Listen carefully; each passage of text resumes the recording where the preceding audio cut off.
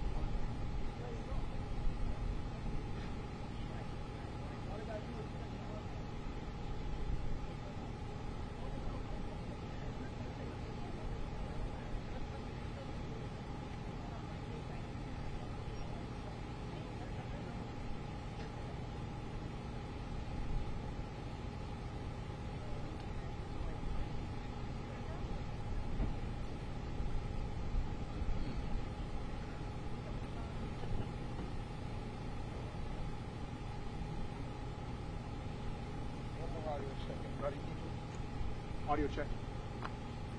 No. I can't do an audio. Can you do an audio check, sir? Do an audio just real quick. Sir, 1, 2, 3. Can you do an audio check? 1, 2, 3, 4. Can you go up there? Can I just talk into the mics, just do an audio check? Yeah, I'll do it real quick. Oh, okay. Mic check, 1 2 1 2 1 2 3. Mic check. Thumbs up. Mic check, 1 2 1 2 1 2 3. Mic check. Everyone good? Thank you.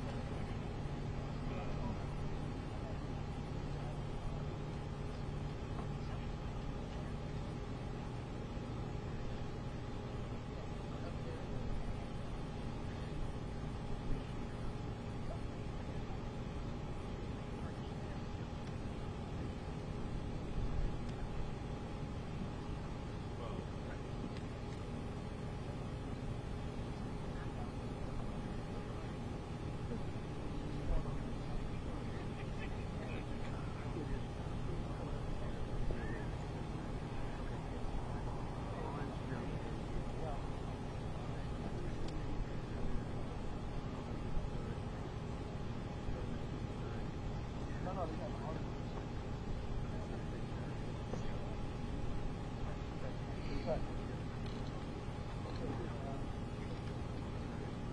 up.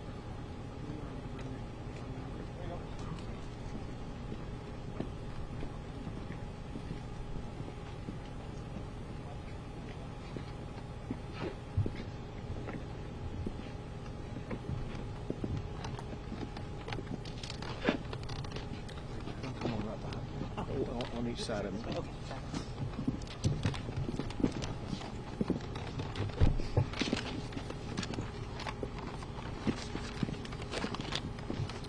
I want to thank everybody for being out here today. I am joined today by General Seltzer, by the Director of the Texas Department of Public Safety, Freeman Martin, by the Texas Border Czar, Mike Banks, by Rose Luna. She is the CEO of the Texas Association Against Sexual Assault, and also by Martine and Kimberly Wall. This is Kim Wall right here. The Walls are the owners of the property on which we gather today. We gather in areas where they have burned down trees like the ashes that we see here. The ashes we see here are from trees they burned down. Trees where migrant women were being sexually assaulted by coyotes, gangs, and human traffickers. They are known as rape trees.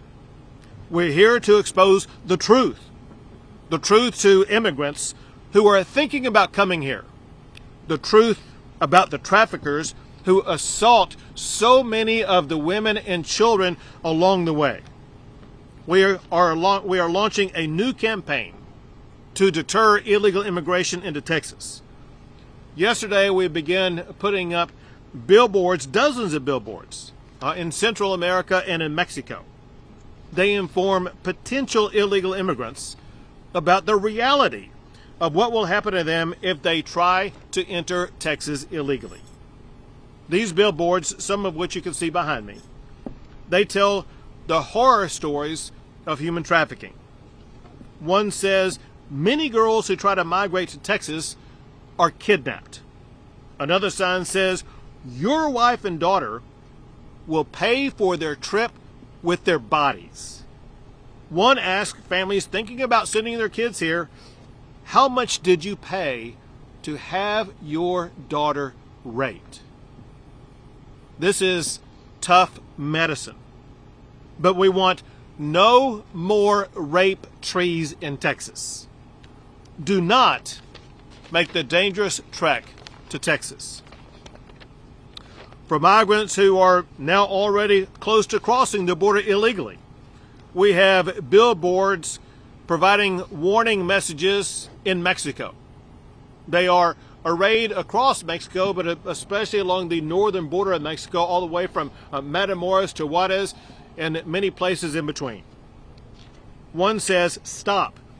If you cross the border illegally into Texas, you will be jailed. Another warns, don't come to Texas illegally, you will be arrested. And know this, the Trump administration will prioritize for deportation illegal immigrants who have been arrested. To ensure that as many people as possible are aware of these warnings, these billboards are in several languages, including Spanish, Russian, Chinese, and Arabic. To keep illegal immigrants from entering into Texas, we have built walls and razor wire barriers and deployed buoys and container boxes. We have arrested thousands who got by those barriers. We will continue to aggressively arrest immigrants entering Texas illegally. We will work with the Trump administration to deport them. The message is, do not risk a dangerous trip just to be arrested and deported. Next, we will have Rosa Luna, the CEO of the Texas Association Against Sexual Assault, speak to you. Thank you. Hello, everybody. My name is Rose Luna. I'm the CEO of the Texas Association Against Sexual Assault. We are the statewide sexual assault coalition committed to ending sexual violence in our great state of Texas. First and foremost, our North Star is all survivors of sexual assault, regardless of circumstance. Unlike other states, in Texas, we have state-specific statistics. And according to these figures, 1 in 5 Texas men and 2 in 5 Texas women will experience sexual assault at some point in their lives. This prevalence is staggering, but those are the numbers that we know. Those are the numbers that we can grasp. Alternatively, and the reason why I'm here is there is a largely unspoken sexual assault crisis impacting women and children migrating to the Texas border. Acknowledging this issue and its profound impact on survivors is not just crucial, it's our responsibility. The anecdotes from women who have made this journey are heartbreaking. A few years ago, during a visit to an immigration facility in Williamson County, there was a long line of women that waited for me to finish my presentation so that they could share their harrowing accounts of sexual assault. It was gut-wrenching, it was heartbreaking to know that I was the first person that they felt safe enough to share their story with. It was very painful, it was very raw. One of the quotes that seared in my brain is, one of them said, the very violence they were trying to escape is the violence that they experienced on the journey here. It's a reminder that there is harm and suffering in this journey. I think the reality is that the price of the journey is very high. It is important for us to recognize that, and it is vital for them to understand that. And most importantly, no one deserves to be raped. No one deserves to be stripped of their dignity under any circumstance. Survivors of sexual assault are not a population that seeks a spotlight, nor are the men, women, and children making decisions on whether or not to make the journey. We applaud the state in recognizing the silent crisis and for acknowledging and elevating this very serious yet hidden issue. Thank you so much. Thank you. Next is Kim Wall, the owner of the property on which we're located, but also a person who can share with you some harrowing stories that have occurred on this property. Hello. We've had several rape trees and lots of women that have been found beaten and raped in front of our house, left to die in drainage ditches, where it makes you terrified to go outside of your own house and enjoy your own property. I know that my husband had found 3 different rape trees and he burnt them down so we didn't have to see them. And I don't know if he found more because he quit telling me all the things he found because we were scared. And it's scary when you can't go on your own property and you're told if you do, you have to carry a gun to protect yourself because you don't know if you'll be attacked by one of the men hiding in the brush. There's been numerous children that have been found, different illegals, and we found 3 people that were found murdered this last year on our property, and it's just scary. And we all want a better life for everybody. Thank you. And that little girl? The little girl. The one that raped here?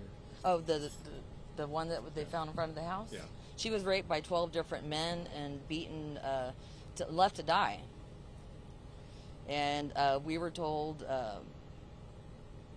that we found many, many other ones. The railroad police has, and Border Patrol had also. Thank you.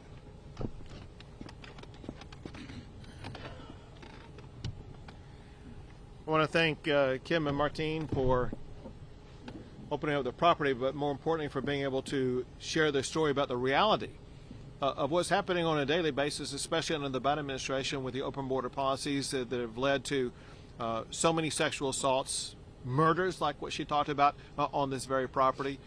It's a deadly situation, a horrific situation for those who are victims of sexual assault, a horror that we fully expect to end beginning in about a month when President Trump takes office and shuts down the border and restores safety and normalcy to an immigration process.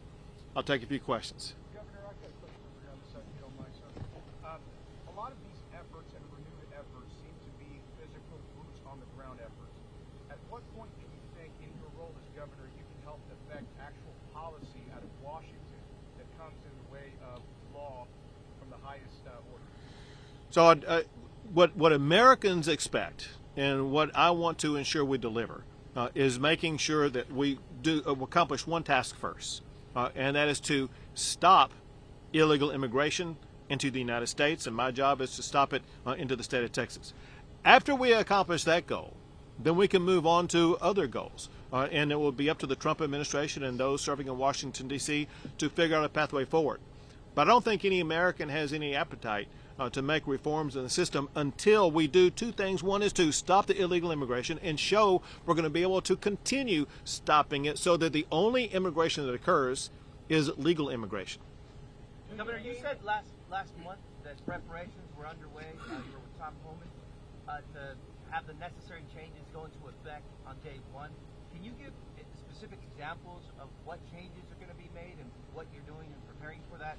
Maybe the collaboration between the federal agencies and DPS and National Guard. We haven't had any specific examples of what will change. So obviously, I don't have the ability to share with you precisely what the Trump administration is talking about. I can give you some top-level things that Tom Homan, the border czar, has talked about, and that is deportations will begin on day one. And one preparation for that is they need more ICE agents. They need more Border Patrol agents, and they will be working to administer those, but also to unleash Border Patrol agents as well as ICE agents to do their jobs. Very importantly, over the past 4 years, ICE and Border Patrol agents have been hindered in doing their job. Part of that doing that job is using the ICE agents to locate those who need to be deported and deport them. So you can expect, and I expect, deportations to be occurring very early in this administration. Second, I'm not even done answering this question yet. Second, there will be a massive expansion of border barriers put up. One thing that President Trump wants to achieve, that Tom Homan wants to achieve, and we must achieve in Texas, and that is to maintain the resistance. Remember this. This is a point that I made to and about President Biden repeatedly. There were 3 laws that predated even George W. Bush.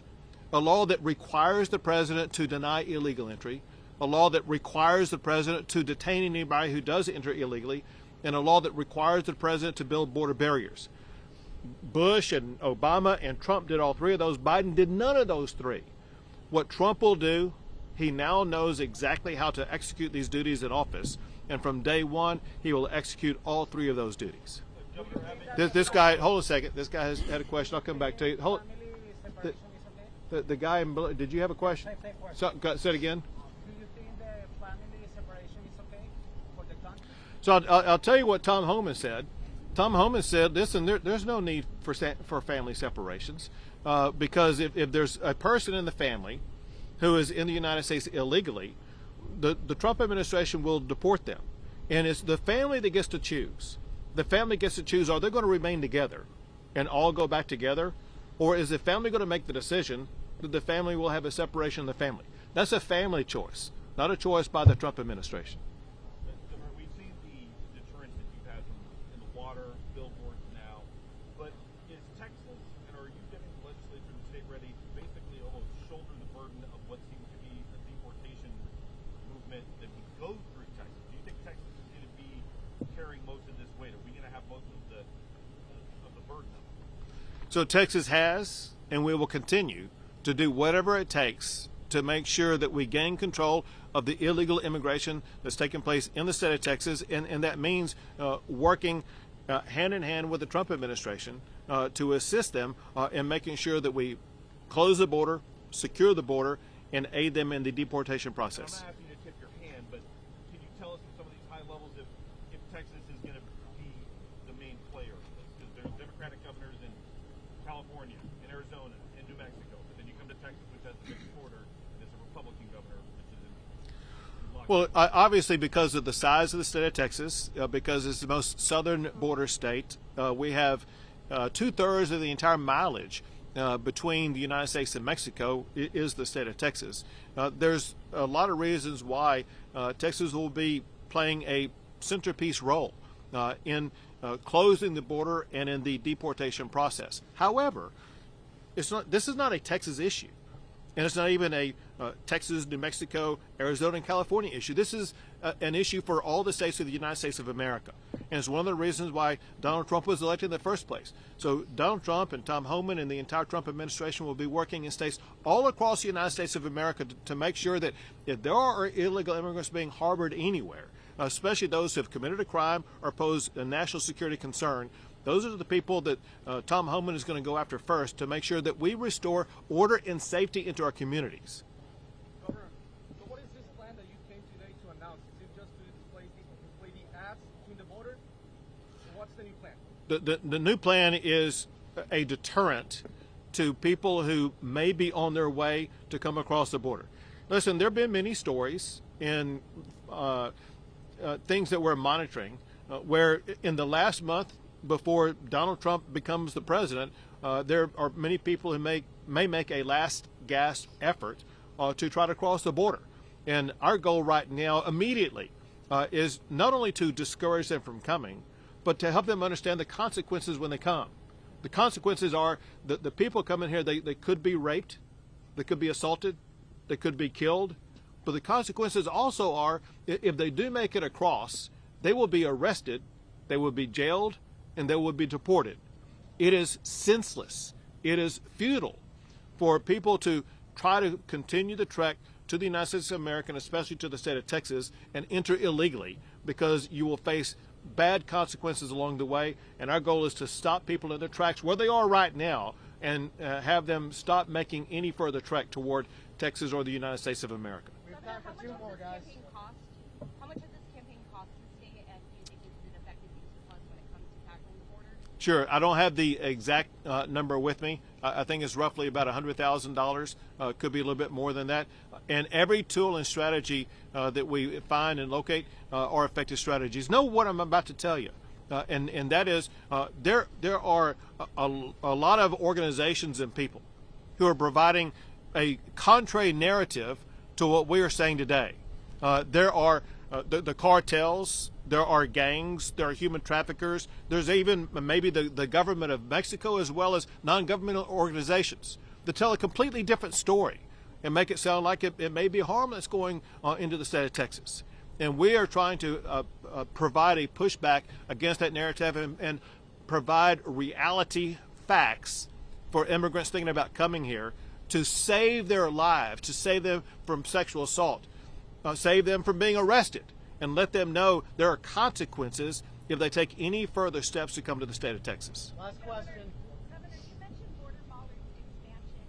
Does Texas intend to continue building its border wall? And secondly, yesterday your land commissioner, John Buckingham, offered Texas lands to store some of the bollards to the Trump administration. Have they responded and accepted, sir? Well, so what the Trump administration is doing, they want to figure out the most cost-effective and strategic way to go about all this process. What the Trump administration knows is that Texas stands ready to assist them in any way. They know that we have the capability of building the wall maybe faster and cheaper than what they're able to do. We'd be more than happy to build the wall, assuming the federal government pays for it.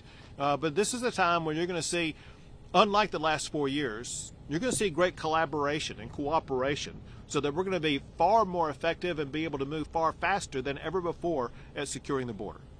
Great. Thanks, everyone. And a big thank you. Thank you. Really appreciate you being here doing this. General, thank you guys. Thank you very much. Thank you all. Have a good day.